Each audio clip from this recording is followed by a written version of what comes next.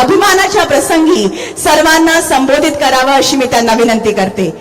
महाराष्ट्राचे मुख्यमंत्री माननीय श्री देवेंद्रजी फडणवीस.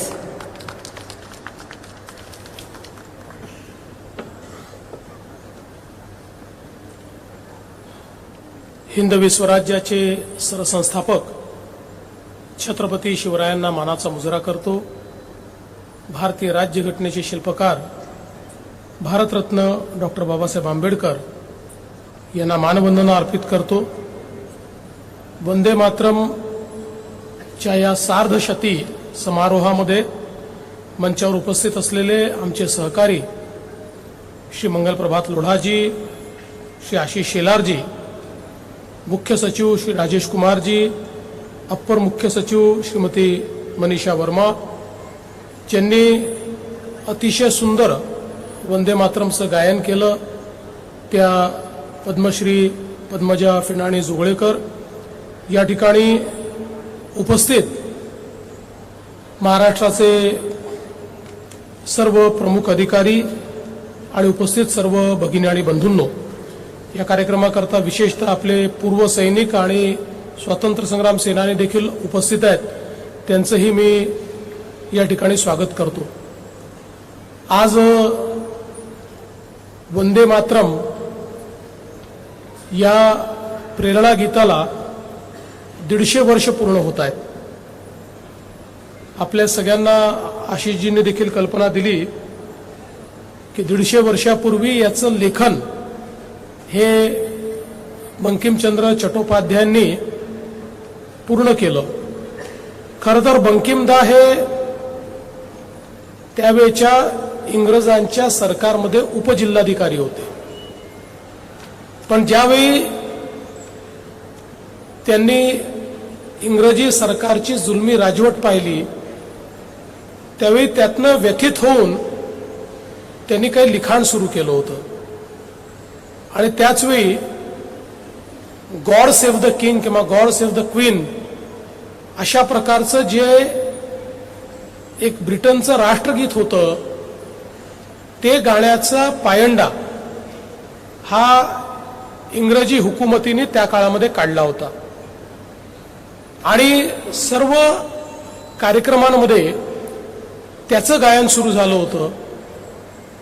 आणि ते बघून बंकिमदा अत्यंत व्यथित होते आणि या व्यथित वेदनेतून त्यांच्या साहित्यातून एक हा आविष्कार वंदे मातरम नावाचा त्या ठिकाणी तयार झाला. खरं म्हणजे त्यांनी 1870 मध्ये लिखाण सुरू केलं होतं, पण हे जे काही पूर्ण त्यांनी केलं ते साधारणपणे 1875 ते 76 दरम्यान, आणि आजच्याच दिवशी त्यांनी हे कार्य पूर्ण केलं होतं.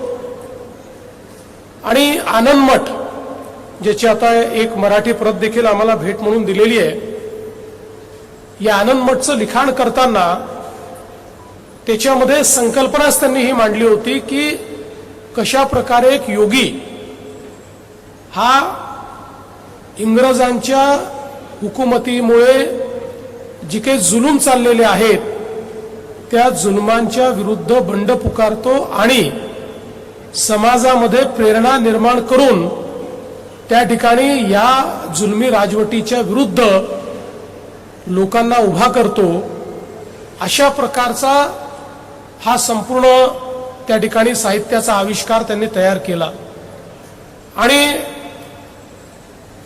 आपल्याला कल्पना आहे की ज्यावेळी काँग्रेसच्या अधिवेशनामध्ये रवींद्रनाथ ठाकूरांनी वंदे मातरम गायलं आणि ते गायल्यानंतर ते वंदे मातरम हळूहळू इतक्या मोठ्या प्रमाणात गाणं सुरू झालं.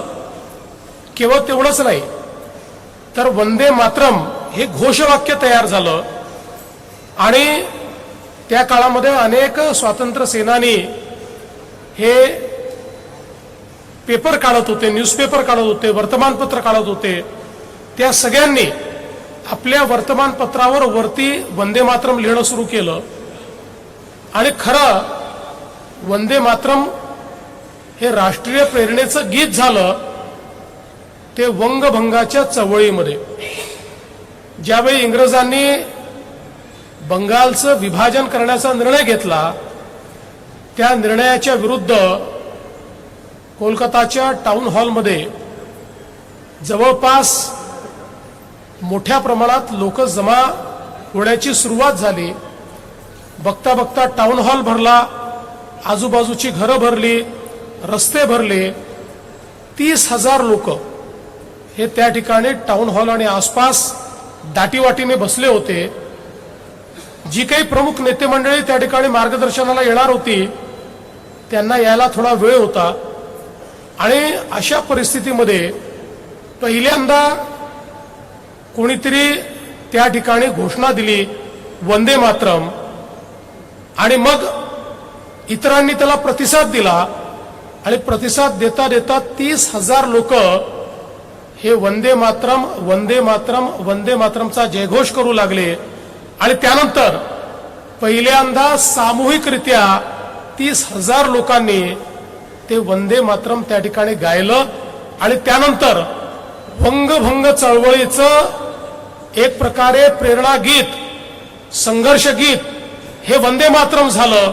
त्या दिवसापासनं सगळीकडे इंग्रजांच्या विरुद्ध वंदे मातरम म्हणत लढा सुरू झाला. रोज सकाळी प्रभात फेऱ्या निघायच्या, त्यामध्ये वंदे मातरम, कार्यक्रमांमध्ये वंदे मातरम, आंदोलनामध्ये वंदे मातरम, हल्ला केला तर वंदे मातरम. अशा प्रकारे या वंगभंग चळवळीला त्या ठिकाणी खंडित करताना वंदे मातरमने संपूर्ण त्यावेळेचा जो समाज होता त्या समाजाला एकत्रित करून एका घोषवाक्याच्या खाली आणलं. आणि जात धर्म पंथ सगळं विभाजन विसरून संपूर्ण भारतीय हे एकत्रित आले आणि त्यांनी वंदे मातरमच्या अधिपत्याखाली या वंगभंग चळवळीचा मुकाबला केला. आणि तेव्हापासनं एक प्रकारे राष्ट्रगान म्हणून वंदे मातरम प्रस्थापित झालं. त्यानंतर आपल्याला माहिती आहे स्वातंत्र्य संग्राम सेनानी ज्यांना त्या ठिकाणी फाशी झाली ते फाशीवर जातानाही वंदे मातरम म्हणायचे. वेगवेगळ्या प्रकारे ज्या काही संस्था त्या काळामध्ये तयार झाल्या, मग अगदी अहिंसेतून आपल्याला स्वातंत्र्य प्राप्त करायचं आहे असे म्हणणारे या देशातले जे नेते होते त्या नेत्यांकरताही वंदे मातरम हेच महत्वाचं घोषवाक्य झालं. तर क्रांतिकारकांना दिशा देणाऱ्या लोकमान्य टिळकांपासनं तर पलीकडे क्रांतिकारकांची एक संपूर्ण जी मांदियाळी तयार झाली, या संपूर्ण मांदियाळीने वंदे मातरमलाच आपलं घोषवाक्य केलं. आणि वंदे मातरम हा एक प्रकारे स्वातंत्र्याच्या परवलीचा शब्द तयार झाला. आणि मला असं वाटतं की या स्वातंत्र्य लढ्यामध्ये खूप मोठं योगदान वंदे मातरमने दिलं. 1907 साली ज्यावेळी पहिल्यांदा स्वतंत्र भारताचा झेंडा कसा असेल हा झेंडा तयार करण्यात आला, त्या झेंड्यावरही त्या ध्वजावरही वंदे मातरम लिहिण्यात आलं. महात्मा गांधी आपल्या प्रत्येक पत्राचा समारोप हा वंदे मातरमने करायला लागले. आणि त्यातून खऱ्या अर्थानं वंदे मातरम एक प्रकारे आपलं राष्ट्रगान म्हणून त्याच वेळी पूर्णपणे लोकांमध्ये रुजलं. आपल्याला माहिती आहे की भारताच्या संविधानाच्या निर्मितीनंतर त्यावेळी 2 मतप्रवाह होते. एक मतप्रवाह होता की जनगण मन हे आपलं राष्ट्रगान असेल, दुसरा मतप्रवाह होता वंदे मातरम असेल. त्यावेळी संविधानकारांनी हा निर्णय केला की हे दोन्ही आपले राष्ट्रगान असतील. जो सन्मान जनगण मन या राष्ट्रगीताला मिळेल तोच सन्मान वंदे मातरम या राष्ट्रगानाला मिळेल, अशा प्रकारचा निर्णय त्या काळामध्ये घेतला. आणि म्हणून आपल्या संविधानाने राष्ट्रगानाचा दर्जा हा या ठिकाणी वंदे मातरम या गीताला दिलेला आहे. आणि आजही 150 वर्ष झाले तरी वंदे मातरम एक प्रकारे आपल्या भारताला दिशा देणारं गीत आहे की ज्या गीतामध्ये आपल्या मातृभूमीचं वर्णन केलेलं आहे. त्या मातृभूमीची शक्ती ती कशा प्रकारे मातृभूमी सुजलाम सुफलाम होऊन आपलं भरण पोषण करते, ती मातृभूमी कशा प्रकारे दुष्टांचं निर्दालन करते, अशा प्रकारचं संपूर्ण भाव या मातृभूमी करता या गीताच्या माध्यमातून तयार झालेला आहे. अलीकडच्या काळात काही लोक वाद करतात, आम्ही वंदे मातरम म्हणणार नाही अशा प्रकारे म्हणतात, हे धार्मिक गीत आहे अशा प्रकारे म्हणतात. त्यांना हे माहिती नाही की स्वातंत्र्य लढ्यामध्ये जाती, पंथ, धर्म, भाषा सगळे भेद विसरून प्रत्येकाने वंदे मातरमच म्हटलं होतं. त्यावेळी कोणाला असं वाटलं नाही की हे वंदे मातरम हे कुठल्या तरी एका धर्माचं गीत आहे, एका संस्कृतीचं गीत आहे. किंबहुना आपण जर बघितलं तर मौलाना अब्दुल कलाम आझाद यांनी आपल्या लेखणीतून त्या ठिकाणी हे लिहून ठेवलेलं आहे की वंदे मातरमला धार्मिक गीत म्हणणं ही सर्वात मोठी चूक ठरेल.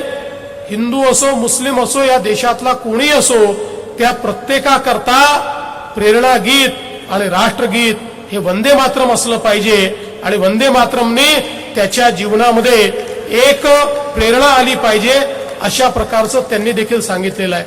आणि म्हणूनच आज ज्यावेळी हे 150 वर्ष पूर्ण झाले, एकीकडे देशाच्या प्रधानमंत्री महोदयांनी एक अतिशय मोठा या संदर्भातला कार्यक्रम हातामध्ये घेतला आणि राज्यामध्येही आमचे मंगलप्रभात लोढाजी यांनी पहिल्यांदा ही संकल्पना मांडली की राज्याच्या प्रत्येक भागामध्ये, प्रत्येक शाळेमध्ये वंदे मातरमचा कार्यक्रम झाला पाहिजे.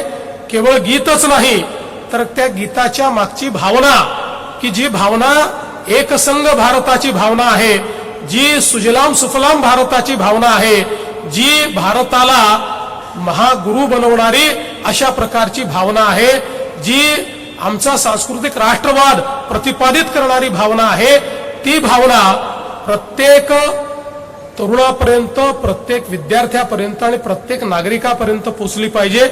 आणि म्हणूनच मंगल प्रभातजींनी एक अतिशय बृहत कार्यक्रम तयार केला. सांस्कृतिक मंत्रालय जे आपलं आहे, आशिष शेलारजी यांनी आपल्या शालेय शिक्षण विभागाने अतिशय चांगल्या पद्धतीनं हा संपूर्ण वंदे मातरमचा कार्यक्रम खालपर्यंत गेला पाहिजे या संदर्भात नियोजन केलं. आणि मला विश्वास आहे की वंदे मातरमचा हा कार्यक्रम हा महाराष्ट्राच्या कानाकोपऱ्यात पुन्हा एकदा गेल्यानंतर जो भाव 1905 साली वंगभंगाच्या वेळी वंदे मातरम गीताने केला होता, किंवा जी भावना स्वातंत्र्य मिळताना ज्यावेळेस वंदे मातरम गायलं गेलं होतं त्यावेळी जी तयार झाली होती, तीच भावना पुन्हा एकदा संपूर्ण भारतामध्ये तयार करण्याचा प्रयत्न आपण करू.